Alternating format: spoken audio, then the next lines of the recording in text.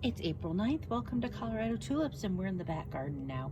This is a little bag that I planted up and just happened to have some wood and threw it around it so that it could look like this from the side. I've got some tall or red planters here that have some some summer flowering bulbs that probably will not make it through the next week of freeze, but we'll see.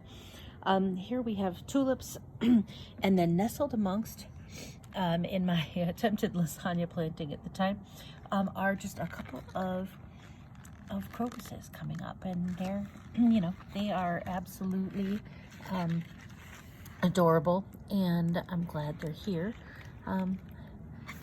But yeah, being on the back porch here, they start everything.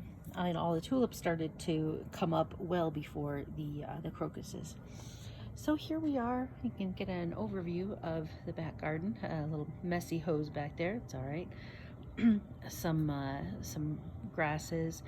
There's a tiny little pine tree from Arbor Day last year that I planted. In front of it are going to be some bleeding hearts and Crocosmia lucifer. There is a very large and wavy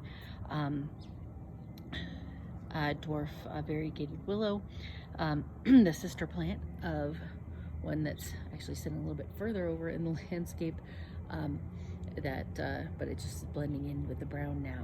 I thought I'd give you just this overview of the back little tulip bed here. There's some double late phenolas in there. There's I think some white Mount Tacoma tulips as well. There's some Merlot lily flowering tulips. There's a couple of crocuses that you can see now. I popped a few of the hyacinths in there, some of the pink impressions of the apricona and apricot delight. And so those are all planted in rows. We'll see them come up. That box was completely full of soil when I put it in, but it has just settled over the winter since I had really dug it up and plowed underneath. So we'll see what happens. All right.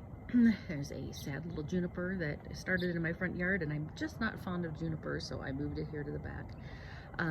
Starting a little bit further on, starting right about here, where you can actually see the division in the sidewalk, or in the patio.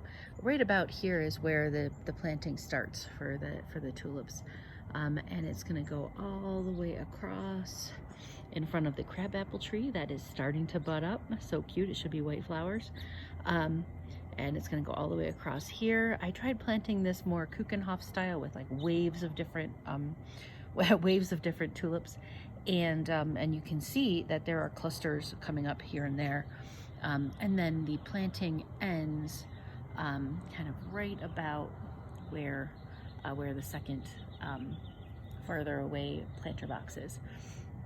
And and then you see some tulips that someone had given me that bloomed out early as forest bulbs. And then in the back corner, some tulips from a few years ago that are still coming up. And then we get into the raised bed. This was not intended for any tulips. It was just or daffodils or hyacinths. It just came to be that at the end of the year, I was just done digging, and so I just threw things in the easiest soil around. So we'll see. We'll just have to see how this goes. There are a couple of little crocuses in the back by that tree. I'm very hopeful that the Acropolis daffodils, they were expensive, and I got about 10 or 12, and I put them in front of those rocks. So I'm hoping that they came up, or that they do come up. That is a lilac in front of the rocks, and there are no buds on it yet at all. But I'm hopefully, it may be hard to just see here, but that there are these waves of tulips that are starting to come up, and I'm hopeful.